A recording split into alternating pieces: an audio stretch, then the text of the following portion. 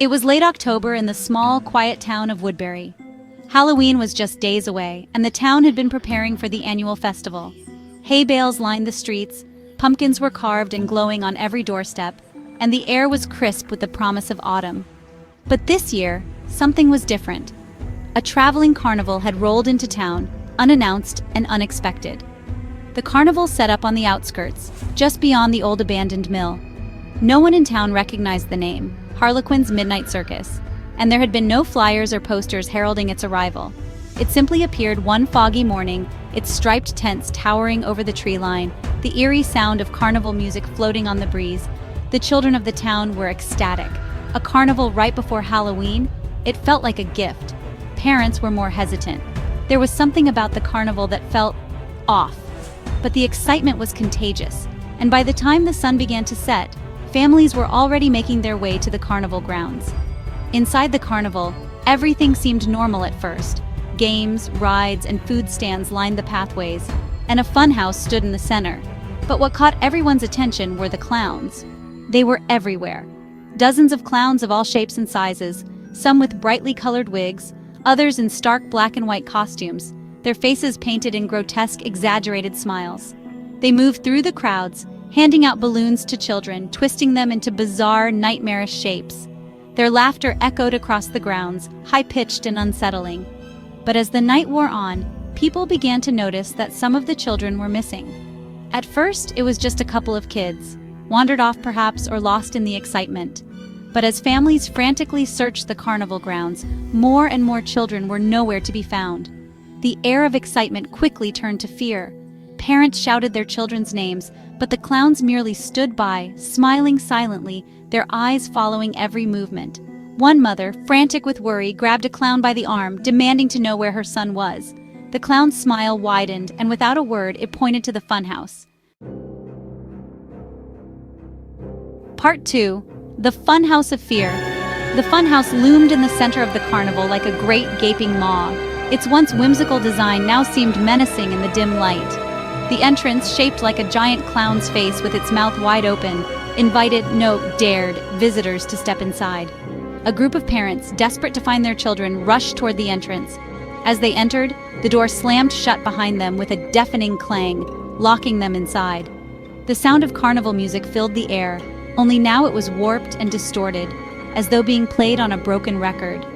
The inside of the funhouse was a labyrinth of mirrors and twisting corridors.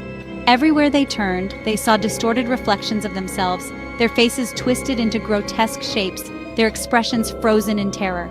And always, just behind them, they could see the clowns. The clowns appeared in every mirror, standing just beyond the reach of the reflections. They moved silently, their footsteps never making a sound, their grins never fading. No matter how fast the parents ran, they could never seem to get away. One by one, the group was separated. The funhouse seemed to shift and change, leading them down different paths, each one more twisted than the last. The mirrors showed not only reflections, but visions. Visions of their lost children, terrified and screaming, being dragged away by the clowns into the darkness. And then, the clowns began to attack. They appeared out of nowhere, emerging from the shadows with long, spindly arms and razor-sharp teeth.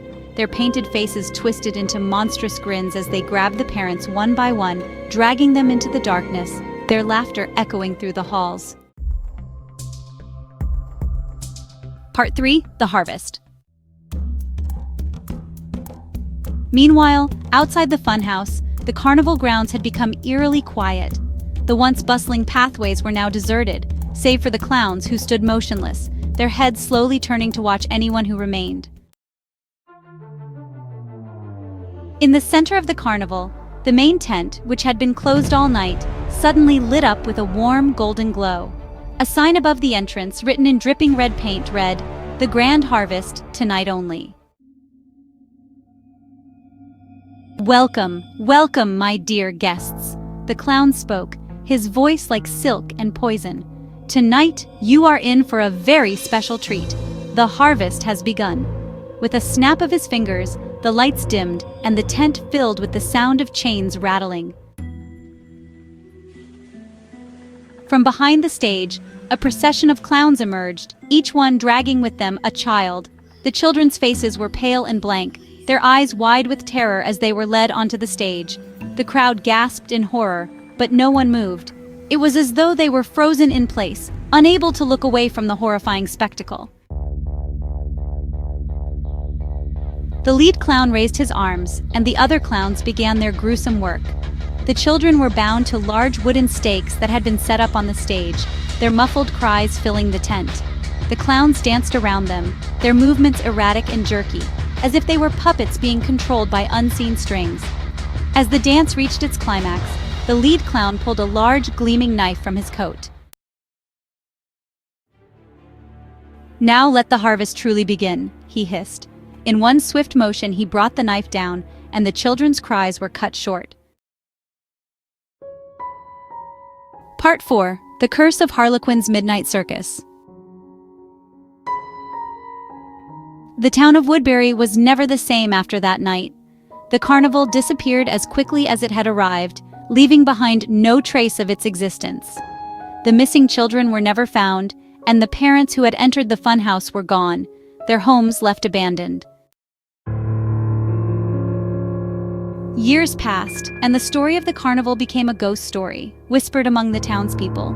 Some said it was a curse, others believed it was the work of something far more sinister, but no one knew for sure. What they did know was that every Halloween, on the anniversary of the carnival's arrival, the air in Woodbury would grow heavy and cold. And if you listened closely, you could hear the distant sound of carnival music drifting on the wind, accompanied by the faint, haunting laughter of clowns. And some say, if you're brave enough to walk the outskirts of town on that night, you might just catch a glimpse of the carnival, its tents towering in the distance, its lights glowing faintly in the mist. But beware, for if you see the clowns, they see you too, and they are always looking for new souls to harvest.